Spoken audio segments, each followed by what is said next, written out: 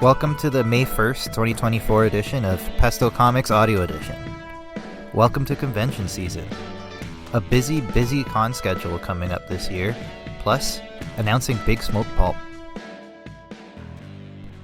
First, some news.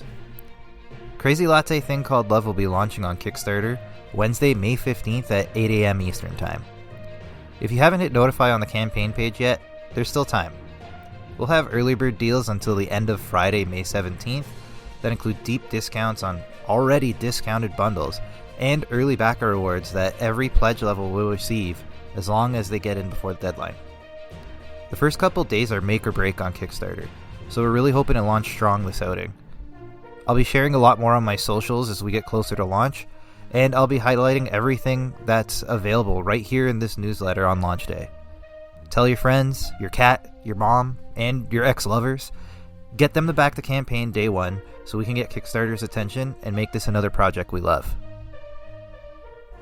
Hear me on True North Country Comics. I'll be on True North Country Comics, recording tomorrow night with host John Swinimer. If you haven't heard the podcast before, he has short 15 to 20 minute interviews with Canadian creators from coast to coast. John has a very friendly and easygoing style, while still being pretty structured. It leaves a lot of room for fun conversations. Please give it a listen and subscribe on Apple Podcasts and YouTube. Campaign from a friend. I've had the great pleasure of meeting the uber-talented artist Roberto Villacava in person in his hometown of Niagara Falls. Not only is he an overall great person, but he's also part of the Pesto Comics family as he'll be doing a variant cover for Crazy Latte Thing Called Love. The more pressing matter is that he has an active campaign on Kickstarter right now, Nathaniel Fox in the Tomb of Humayun, #1. It looks incredible. I've already picked up my copy, and it's already rocketed past 94% funded in the first couple of days. This is the kind of pulpy goodness that I really love. It has a real Doc Savage meets Indiana Jones vibe, and it promises to be a lot of fun. Help Roberto get this project over the line and beyond. The campaign is running until May 18th. The City We Chose going strong. Live right now is the TO Comics anthology I'm a part of, The City We Chose. The campaign started really strong and has already crossed the halfway mark of funding. There's still plenty of time to jump on this campaign. If you read last week's post, you know this story means a lot to me. I'm hoping that even more people will get to read El Pescatore in this great anthology. As you can see, I've been keeping really busy, but there's one piece of unfinished business to bring back up. Voting is still open for Chop Chop Chop. If you haven't read my finalist story for the Writer's Digest Your Story 128, there's not only still time to read it, but time to help me get it published. There's a lot of ground to cover, so your vote is very much appreciated. For those listening, just Google Your Story 128 Writer's Digest, you'll see it pop up, and make sure to vote for Chop Chop Chop. Speaking of short stories, new project announcement. Big Smoke Pulp. This project is a little different than the comics-focused projects I've been doing over the past 2 years. Big Smoke Pulp is a genre anthology of short stories, flash fiction, and microfiction. With this project, I'm looking to share stories from all kinds of pulp genres: sci-fi, noir, romance, and anything else that follows the tenets of pulp storytelling. I'm a pretty avid reader. I joke all the time that I need to take a sabbatical from work just to catch up on all my reading. I already subscribe to a bunch of short story mags like Asimov, Analog, Ellery Queen, Apex, and Clark's World. I read as much as I can from the library too, and that's not even counting all the LCS and indie comics I've got piling up. From the short story standpoint, I don't always get my fix in the pulp realm that I'd like. And sure, Ellery Queen has incorporated a Black Mass section in their bi-monthly magazine, but that's not enough to scratch that itch. That's what inspired me to put together Big Smoke Pulp. I want to read all the great stories that aren't making it past the editors at those magazines. When I first envisioned this project, I wanted to replicate the magazines I love tearing through. I pictured a shelf full of stories coming out every few months, but I'd rather give some time to find the best stories I can and assemble them all in one nice volume. This isn't a departure from comics by any means. If you see the projects that are all lined up at the bottom of the Substack post, all except this one are comics. There's plenty to come. I have many stories to tell, and this is just another outlet to do exactly that. The unfortunate and realistic truth is that comics are difficult to make, especially as a writer. I've been lucky to work with some amazing artists and to be in the position to fund their work before launching a Kickstarter campaign, and I plan to continue doing so, but there's only so many artists I can float at the same time without launching a campaign to recoup some costs. I've met so many writers that are in the exact same boat. Writers that, being from the comics world, have a more pulp genre bent than most lit mags are willing to accept. I wanted to have a place to showcase those stories. This is where Big Smoke Pulp comes in. If you're a writer and have a story you think would work for this, check out our call for entries at bigsmokepulp.com. Get paid for your writing and be part of our first volume. I'm announcing this project well ahead of when it's going to be released to get stories sent over, but I'm aiming for an autumn Kickstarter campaign. There's at least one more comic project launching in between. I have 2 artists working on 2 different projects simultaneously, and I'm remaining flexible. So I'll have more about which project is next after Crazy Latte Thing Called Love is fulfilled. Stay tuned. And now, this week's topic. Convention season begins. Anyone who's been following my exploits over the past year knows that I applied for a table at TCAF and was rejected by the jury to get one. I'll be trying again next year, but my luck didn't end there. It turns out, I'll be representing Pesto Comics at TCAF anyway. Not at a table selling my wares, but sharing what I've learned about Kickstarter with my own projects and backing nearly 800 other comic projects since 2012. If you're in Toronto and interested in launching your own comics, please join me at the TCAF Word Balloon Academy this May 10th at 9 a.m.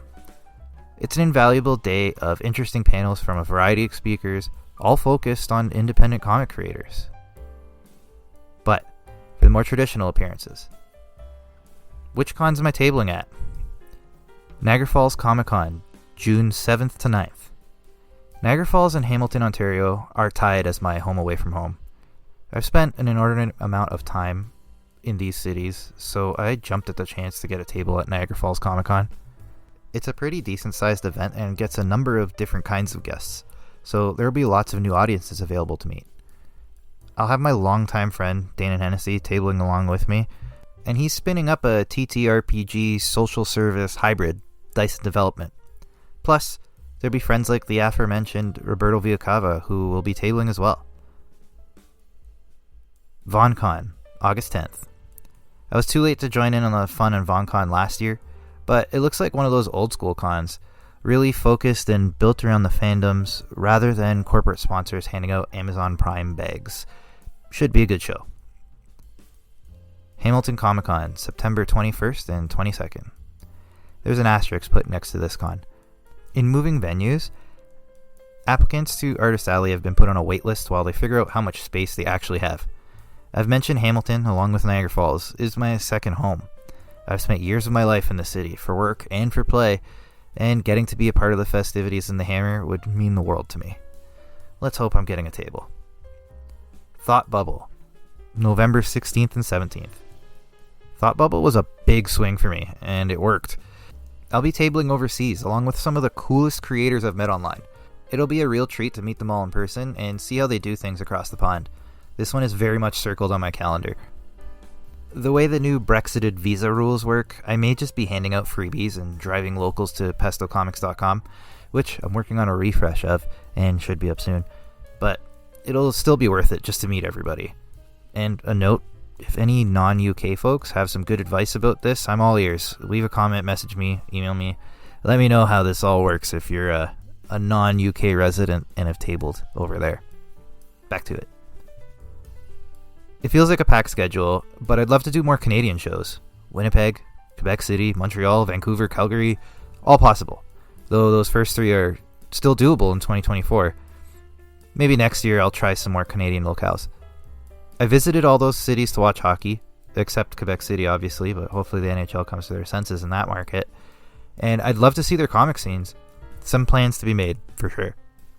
Are you coming to any of these shows? Let me know. Leave a comment, send me an email. Reach out in socials.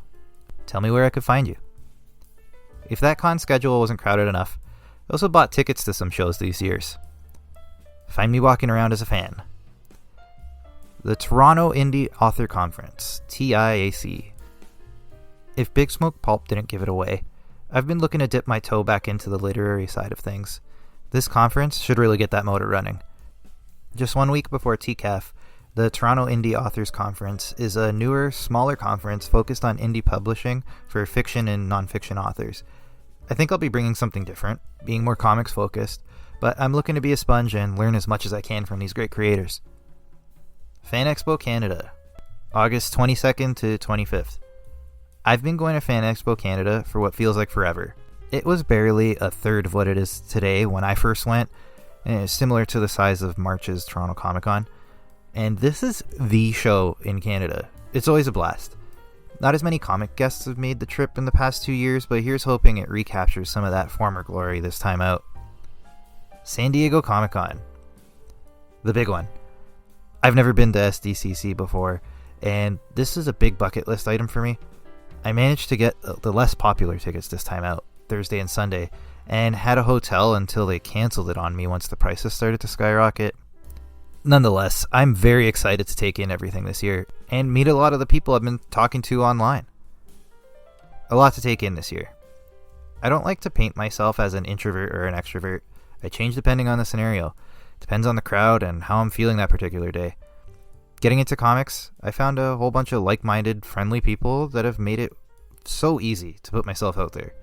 I have a good amount of friends, but I could always use more. If you find yourself at one of these many shows I've listed here, come find me at a table or track me down wandering the show floor. I can't wait to meet you. What's next? May 15th, have yourself a crazy latte. Launching Crazy Latte Thing Called Love on Kickstarter. Plus, reviewing 2 cons in 2 weeks. And June 1st, how lucky am I? Highlighting the amazing artists I've worked with so far. Plus, a Crazy Latte mid-campaign update. And that's it for this week. Thank you so much again for listening. We went a little longer this week with all of the events I'll be going to and all the news that's been coming up. But I really appreciate you listening. If you haven't subscribed, please do so. I really enjoy doing this every couple weeks, so I hope to keep doing it for a long, long time. And it's you guys that listen and read and all that really make it possible. So thank you so much. We'll talk again on May 15th with the launch of Crazy Latte Thing Called Love. Very excited, very nervous, can't wait. I'll talk to you then. Have a good one.